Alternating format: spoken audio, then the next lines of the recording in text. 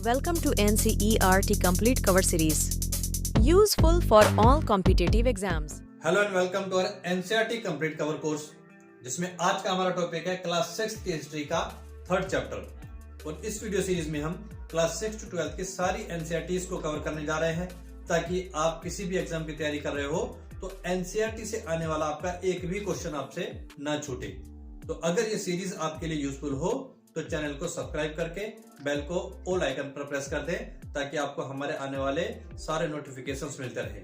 So let's start. Welcome to संकल्प for teaching career.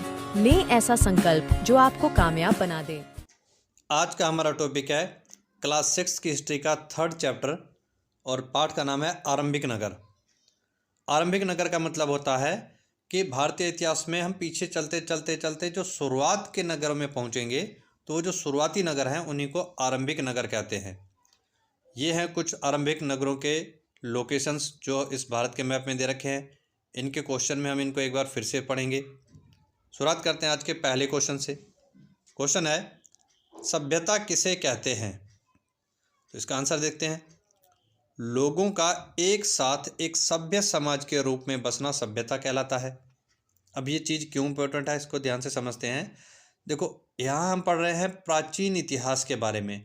मतलब आपको वैसे टाइम की ही कल्पना करनी है कि जब इंसान जो है वो वानर से विकसित होकर के धीरे धीरे इंसान बन रहा था। तो उस समय में जब वो धीरे धीरे इंसान की तरह पहले शिकार करना सीखा, फिर घर बनाने सीखा, फिर 8-10 परिवार एक साथ मिल करके एक समाज के रूप में एक साथ रहना सीख रहे थे। तो ये जो एक साथ रहने की प्रक्रिया है, इसी को सभ्यता कहा गया। तो अब हम एक सभ्यता के बारे में पढ़ रहे हैं, इसलिए सबसे पहले हमें सभ्यता शब्द का मतलब पता होना चाहिए। ये था हमारा पहला क्वेश्चन। दूसरा क्वेश्चन है, हड़प्पा सभ्यता की खोज कब और कैसे हुई? तो हमारे भारत की जो सबसे पुरानी सभ्यता है वो यही हड़प्पा सभ्यता है। अब क्वेश्चन यह है कि इसकी खोज कब और कैसे हुई। तो देखते हैं आंसर में पहला पॉइंट। लगभग 150 वर्ष पहले पंजाब पाकिस्तान में रेलवे लाइन बिछाते वक्त हड़प्पा से ईंटें मिली, जिन्हें उखाड़कर रेलवे लाइन बिछाई गई। तो ध्यान रखना है, 150 वर्ष पहले यानी भारत के औपनिवेशिक गुलामी का समय है ये। उस टाइम पर जो पाकिस्तान में पंजाब है, वहाँ से ईंटें ज़मीन से निकाल करके रेलवे लाइन बिछाई गई। मतलब लोगों को पता तो चला कि ज़मीन के नीचे से ईंटें मिल रही है, लेकिन उसके महत्व को कोई जान नहीं पाया कि आखिरकार नीचे आई तो आई कैसे ईंटें। बस उसको अपने यूज़ में ले करके रेलवे लाइन बिछाई गई। ये हड़प्पा की ही थी। तो इसका एक अवशेष हमें मिला, लेकिन उस टाइम पर खोज नहीं हुई थी। आगे बढ़ते हैं, दूसरा पॉइंट। फिर 1921 में पुरातत्वविदों ने हड़प्पा स्थल की खोज की। तो पहले हड़प्पा की चीज़ें मिली थी, लेकिन उस पर ध्यान नहीं दिया गया। फिर 1921 में ध्यान दिया गया और हड़प्पा स्थल की पहली बार खोज हुई। यानी हड़प्पा सभ्यता में जो सबसे पहली बार स्थल खोजा गया वो था हड़प्पा स्थल। और सबसे पुराने हड़प्पा नगर के नाम पर इस पूरी सभ्यता का नाम हड़प्पा सभ्यता रख दिया गया। मतलब पहला शहर जो ढूंढा वो हड़प्पा में था, इसीलिए उसके बाद जितने भी शहर मिले हमें, पूरी सभ्यता को इसी हड़प्पा के नाम से हड़प्पा सभ्यता नाम रखा गया।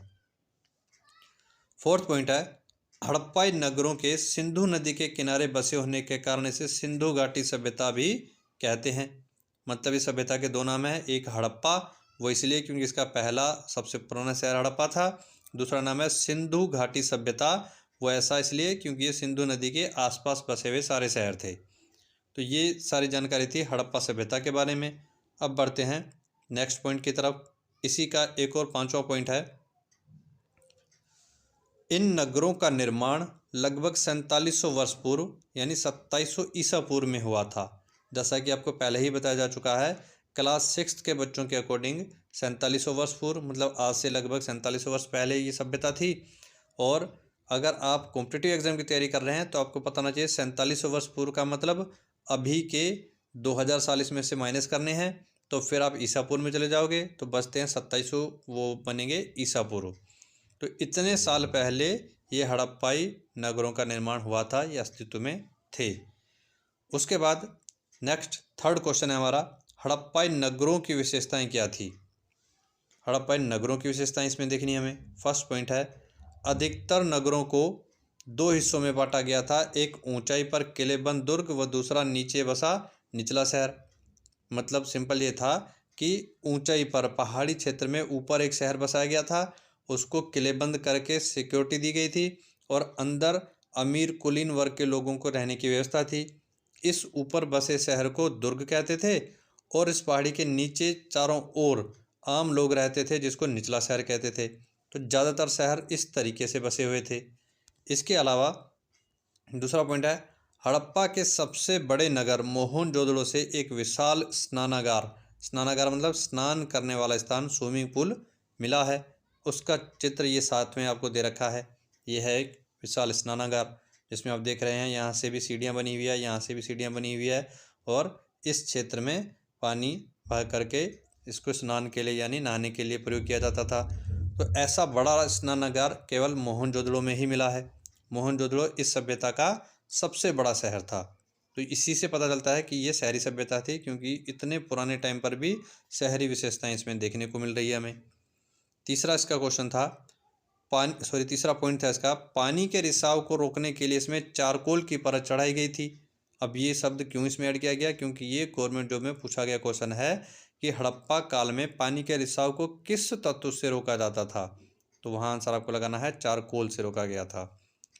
इसे भरने के लिए कुएं से पानी निकाला जाता था, मतलब उस समय कोई मोटरें वगैरह तो थी नहीं, तो कैसे भरा जाता था, तो आसपास में इसके कुएं बनाए गए थे, वहाँ से पानी निकाल के इसको भरा जाता था और कुछ खास विशेष प्रोग्राम कार्यक्रम के लिए ही पानी इसमें भरा जाता होगा, ऐसा अनुमान है। आगे बढ़ते हैं। नेक्स्ट क्वेश्चन है फोर्थ, अग्निकुंड कहाँ से मिले हैं। तो इसका आंसर है कालीबंगा व लोथल। ये कुछ आप क्षेत्र आप देखोगे अभी मैप में, कालीबंगा जो राजस्थान में है, लोथल जो कि गुजरात में है, वहाँ से अग्निकुंड मिले हैं। ये इस तरह के क्वेश्चन बहुत आते हैं कॉम्पिटिटिव एग्जाम में। अग्निकुंड कहाँ से मिले हैं, हल कहाँ से मिले हैं, मिट्टी वाले बर्तन कहाँ से मिले हैं, शिल्प उत्पादन कहाँ मिला है। तो हड़प्पा में कई ऐसी चीज़ें मिली हैं जो कुछ विशेष स्थानों से ही मिली है, इसलिए वो हमें याद रखनी पड़ेगी कि कौन सी विशेष चीज़ किस विशेष स्थान से मिली है। तो यहाँ था अग्निकुंड कहाँ से मिले हैं, तो आपको रट लेना है अच्छे से, कालीबंगन और लोथल से। पांचवा क्वेश्चन है हमारा, भंडार गृह कहाँ से मिले हैं। तो भंडार गृह मतलब गोदाम टाइप जो क्षेत्र थे वो हड़प्पा से मिले हैं, मोहनजोदड़ो से मिले हैं और लोथल से मिले हैं। तो ये तीनों शहर भंडार गृहों के लिए फेमस थे, ध्यान रखना है। सिक्स्थ क्वेश्चन है, हड़प्पाई घरों की बनावट कैसी थी, मतलब घरों की बनावट पे ध्यान देना है। तो पहला पॉइंट है, घरों के आंगन के चारों ओर कमरे बनाए जाते थे। अधिकांश घरों में एक अलग स्नानागार होता था। कई घरों में ढके हुए नाले होते थे जो सड़कों की नालियों से मिलते थे। मतलब ये सारी विशेषताएं नगरीय विशेषताएं हैं कि इतने साल पहले होने के बावजूद घरों की बनावट बिल्कुल शहरी थी, कि बीच में था आंगन, आंगन के चारों ओर थे कमरे, फिर अधिकांश घरों में एक स्नानागार स्विमिंग पूल भी था और घर के पानी निकालने के लिए नाले बने हुए थे, वो भी ढके हुए थे। उस समय भी उनको ढक के रखा जाता था और ज़मीन के नीचे नीचे से वो नालियाँ बाहर मेन सड़कों से जा कर के मिलती थी। तो बहुत अच्छे तरीके से सुनियोजित तरीके से बसाया गया था ये शहर, इसलिए इसको नगरीय सभ्यता माना जाता है। बढ़ते हैं नेक्स्ट क्वेश्चन की तरफ। सातवां क्वेश्चन है हमारा, हड़प्पा नगरीय जीवन में किस तरह के लोग रहते थे। तो वहाँ के लोग जो थे वो किस तरह के थे, उसके बारे में हमें क्या जानकारी मिली है वो देखना है। फर्स्ट पॉइंट है, हड़प्पाई नगरों में शासक थे जो नगर निर्माण की योजना बनाते थे। मतलब कुछ तो शासकों के अवशेष मिले हैं जिन्होंने ये सारी योजनाएं बनाई कि किस तरह से नगर को बसाना है। इसके अलावा इन नगरों में व्यापारी लोग थे जो व्यापार करते थे, मतलब व्यापार के भी अवशेष मिले हैं, अलग अलग जगह में व्यापारिक दुकानों के अवशेष मिले हैं, जिससे पता चलता है कि इसमें व्यापार भी बहुत होता था। इसके बाद है, इनमें शिल्पकार स्त्री पुरुष भी रहते थे जो तरह तरह की चीज़ें बनाते होंगे। मतलब शिल्प उत्पादन जैसी कई चीज़ें भी मिली है, जिससे पता चलता है कि यहाँ शिल्प से जुड़ी हुई तरह तरह की चीज़ों को बनाया जाता था। इनमें लिपिक भी थे, लिपिक मतलब क्लर्क, जो मोहरों व अन्य चीज़ों पर लिखने का कार्य करते थे। तो उस टाइम पर भी लेखन कला काफ़ी उच्च स्तर पर थी, तो लिखने का कार्य करने वाले लिपिक भी इस सभ्यता में रहते थे। ये थे यहाँ के रहने वाले लोग। अब आठवां क्वेश्चन है, हड़प्पाई शिल्प उत्पादन के बारे में क्या जानकारी मिली है। मतलब शिल्प उत्पादन है क्या और इससे जुड़ी हुई क्या क्या चीज़ें हैं जो देखी गई है इस सभ्यता में, वो पढ़ना है हमें इस आंसर में। फर्स्ट पॉइंट देखते हैं, शिल्प उत्पादन में मनके, मूर्तियाँ, बाट, गहने व बर्तन आदि का निर्माण शामिल है। मतलब ये सब चीज़ें जहाँ बनाई जाती थी इसी को कहते हैं शिल्प उत्पादन। तो पहले तो मतलब पता होना चाहिए शिल्प उत्पादन किसे कहते हैं। अब इससे जुड़ी हुई अन्य जानकारियाँ। सोने और चांदी से गहने व बर्तन बनाए जाते थे।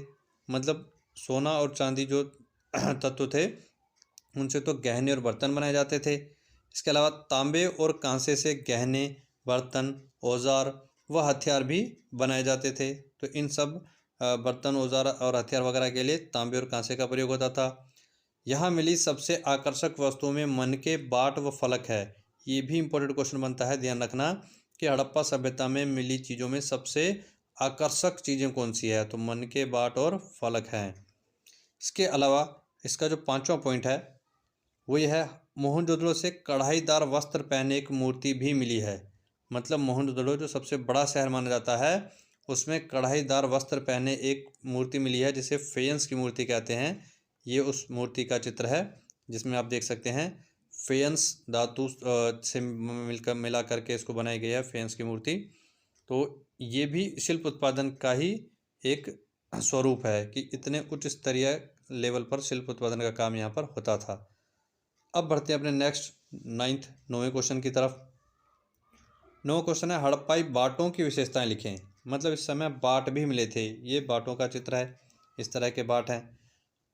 पहला पॉइंट है, हड़प्पाई बाटों को चर्ट नामक पत्थर से बनाया जाता था। तो ध्यान रखना ये क्वेश्चन भी बनता है, हड़प्पाई बाट किससे बनते थे? चर्ट नामक पत्थर से। इन्हें बहुमूल्य पत्थर व धातुओं को तोलने के लिए बनाया गया होगा।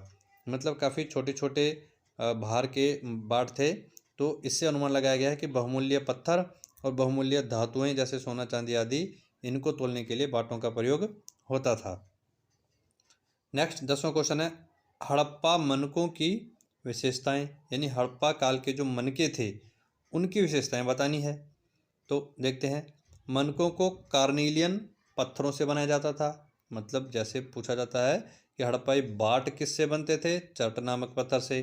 तो मनके किससे बनते थे? कार्नेलियन पत्थर से।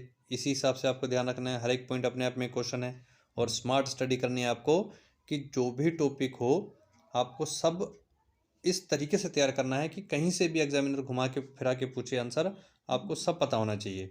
तो हर एक पॉइंट को आप अलग तरीके से एक एग्जामिनर के तरीके से देखा करो कि हो सकता है ये ऐसे क्वेश्चन पूछा जा सकता है। तो उसको पहले से आपने दिमाग में दोहरा लिया, फिर वो क्वेश्चन आपसे नहीं छूटेगा। नेक्स्ट पॉइंट है, उनके बीच छेद करके धागा डालकर माला बनाई जाती थी। तो मनकों का मतलब ये होता है, जैसे आप प्राचीन काल के लोगों को देखोगे तो वो अलग अलग तरह की मालाएं पहने रखते हैं। उसमें वो जो धागे में अलग अलग तरह के वो उपकरण टाइप डालते होते हैं उन्हीं को मनके कहते हैं। नेक्स्ट है 11वां क्वेश्चन हमारा, विशेषज्ञ किसे कहते हैं? तो ये एनसीईआरटी के कॉन्सेप्ट में बीच में एक टॉपिक आ गया था। हालांकि होता बहुत सिंपल है लेकिन फिर भी आ जाए तो आपको आंसर एक बार पता होना चाहिए। विशेषज्ञ किसे कहते हैं? विशेषज्ञ उसे कहते हैं जो किसी खास चीज़ को बनाने के लिए खास प्रशिक्षण लेता है। जैसे पत्थर तराशना, जैसे किसी इंसान को पत्थर तराशना आता है, मूर्तियाँ बनाना आता है, मालाएं बनाना आता है, अलग अलग तरह के गहने बनाना आता है। तो ये कुछ विशेष खास कार्य हैं, इनको करने के लिए खास प्रशिक्षण लेना पड़ता है। तो जो कोई आदमी किसी एक कार्य में खास प्रशिक्षण लेता है वो उस कार्य का विशेषज्ञ कहलाता है। बढ़ते हैं अगले क्वेश्चन की तरफ। 12वां क्वेश्चन, सूत कताई के अवशेष कहाँ से मिले हैं? तो सिंपल है, ये तो कहाँ से मिले हैं बस ये ध्यान रखना है। मोहनजोदड़ो सबसे बड़ा शहर है तो ज़्यादातर चीज़ें यहीं से मिली है। 13वां क्वेश्चन, हड़प्पाई बर्तनों को किस रंग की मिट्टी से बनाया जाता था? तो ज़्यादातर बर्तन लाल मिट्टी से बनाए जाते थे, इसलिए ये क्वेश्चन होता है। इसी से जुड़ा अगला है, हड़प्पाई बर्तनों में डिज़ाइन का रंग क्या था? तो यहाँ आपको ध्यान देना है कि बनाया किस तरह की मिट्टी से जाता था? लाल मिट्टी। फिर उसके ऊपर जो डिज़ाइन बनता था वो काले रंग से बनता था। तो डिज़ाइन का रंग काला, बर्तनों का रंग लाल मिट्टी। नेक्स्ट है 15th क्वेश्चन, फेयंस के बारे में आप क्या जानते हैं? तो फेयंस को बालू या स्फटिक पत्थर के चूर्ण में गोंद मिलाकर कृत्रिम रूप से तैयार किया जाता था। कृत्रिम मतलब मानवीय रूप से, इंसान खुद बनाता था इसको। क्या क्या मिला के? बालू या स्फटिक पत्थर का एक तो चूर्ण लेते थे, उसमें गोंद मिलाते थे, तो फिर इससे जो मिश्रण तैयार होता था उसको कहते थे फेयंस।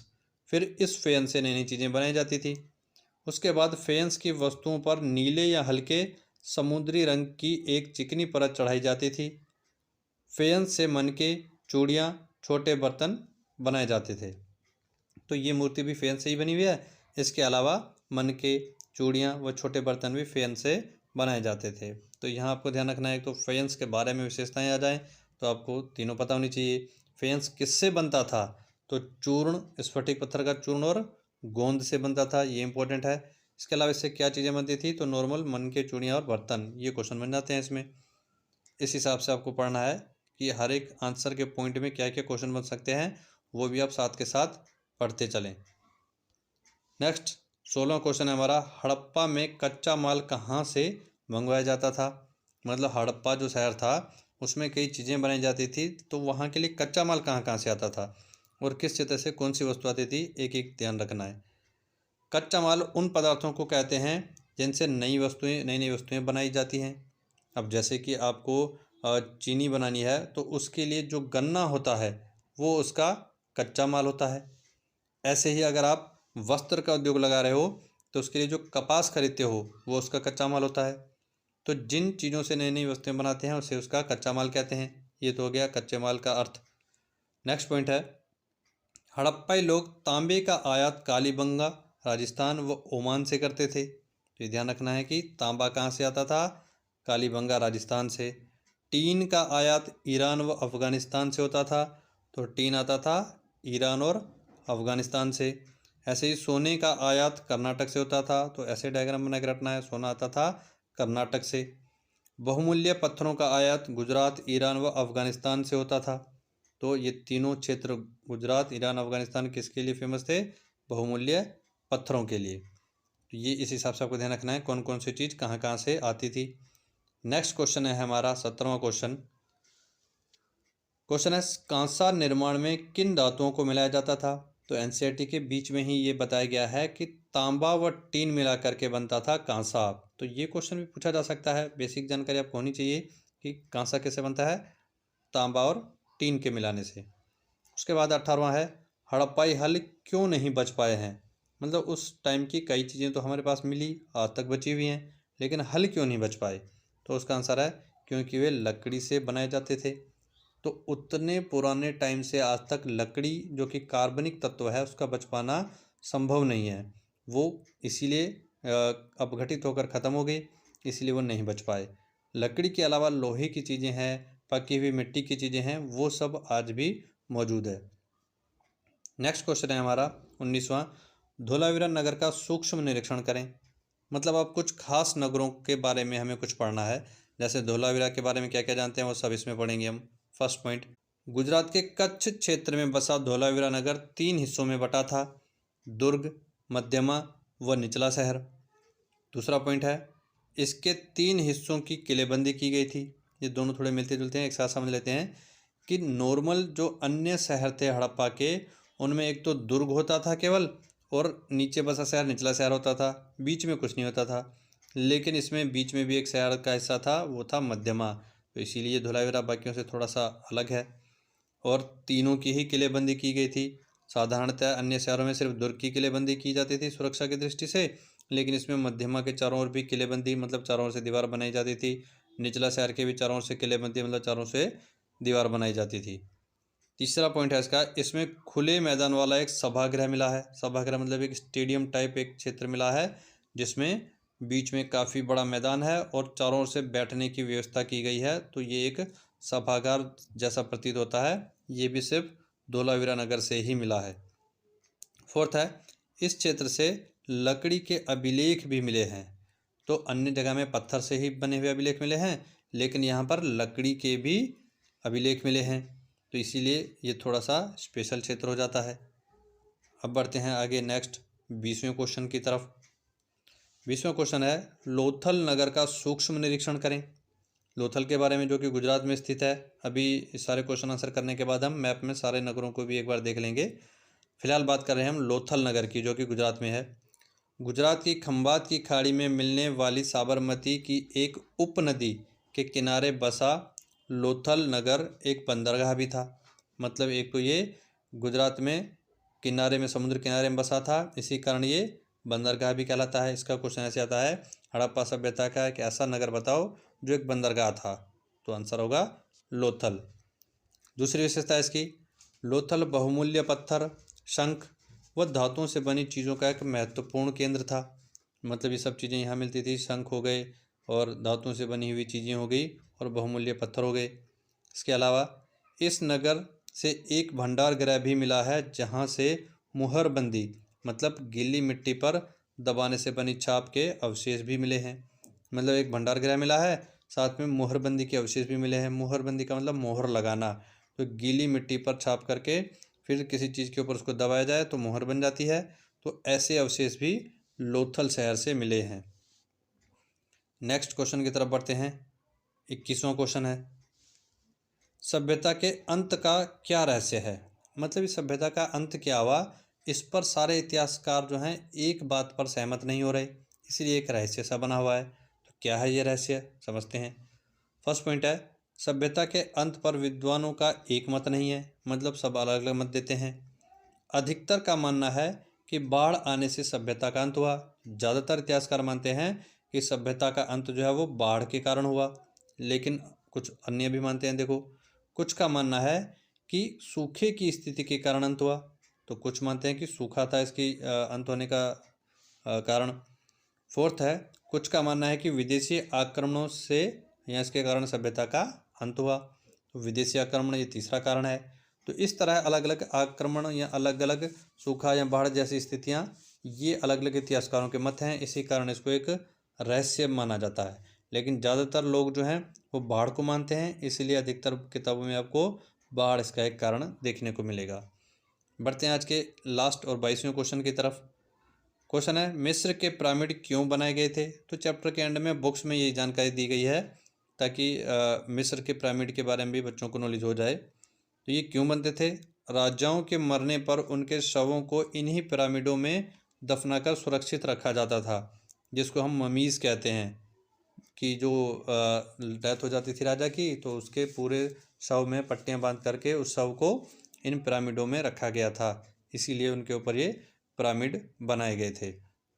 तो ये है हड़प्पा सभ्यता से जुड़ी हुई सारी जानकारी जो इस चैप्टर में हमने पढ़ी। अब हम इसके प्रमुख शहरों को एक बार भारत के मैप में देख लेते हैं। प्रमुख हड़प्पाई नगर, इनको आपको कैसे याद करना है उसकी ट्रिक भी आपको बता दी जाएगी। तो भारत के मैप में आप देख रहे हैं, ये जो है भारत और पाकिस्तान का बॉर्डर है। तो ये इस बॉर्डर से हमें पता चलता है कि ये हड़प्पा पाकिस्तान में है। फिर इसके नीचे आप आओगे तो ये जो 4 शहर हैं इनको आप एक बॉक्स की स्थिति में मान लो कि ऊपर तो हड़प्पा बनाना है, जो भारत में ये इधर भारत का पंजाब है, इसके सामने ही हड़प्पा है जो पाकिस्तान के लाहौर शहर के आसपास है। फिर उसके नीचे आएंगे हम तो ये 4 शहर हैं एक साथ, इनको इस बॉक्स की तरह आप लोकेट करोगे। फिर नाम याद रखना है कि ऊपर से नीचे आएंगे तो सबसे पहले है मोहनजोदड़ो, इसके सामने है चन्हुदड़ो। ये थोड़े थोड़े मिलते हैं, दोनों में पीछे दड़ो दड़ो आवाज़ आती है। मोहनजोदड़ो और चन्हुदड़ो ये दोनों सामने सामने हो गए। फिर इनके ऊपर यहाँ पर होता है कोट दीजी और कोट दीजी के सामने है बालाकोट। तो ऐसे ट्रिक में याद करते हैं, पहले तो है हड़प्पा, हड़प्पा के बाद मोहनजोदड़ो, मोहनजोदड़ो के सामने चन्हुदड़ो, चन्हुदड़ो के ऊपर कोट दीजिए और सामने बालाकोट। तो ये सब तो हैं पाकिस्तान के क्षेत्र में आने वाले हड़प्पाई नगर। इसके अलावा भारत में हम देखें तो ऊपर हरियाणा में है बनावली और राखीगढ़ी, राजस्थान में है कालीबंगन और गुजरात में इस जगह पर है लोथल, नागेश्वर और धोलावीरा। 3 ये बड़े शहर भारत के गुजरात में भी स्थित हैं। तो ये थे हड़प्पाई नगर, प्रमुख हड़प्पाई नगर। यहाँ आज का हमारा टॉपिक कंप्लीट होता है। उम्मीद करता हूँ आपको ये वीडियो अच्छे से समझ में आया होगा, और अगर वीडियो आपको अच्छा लगा हो तो वीडियो को लाइक, शेयर और सब्सक्राइब करें। सब्सक्राइब करने से आपको हमारे हर नई वीडियो का नोटिफिकेशन सबसे पहले मिल जाएगा, जिससे आप हमारे सारे कोर्स से जुड़े रहेंगे। धन्यवाद।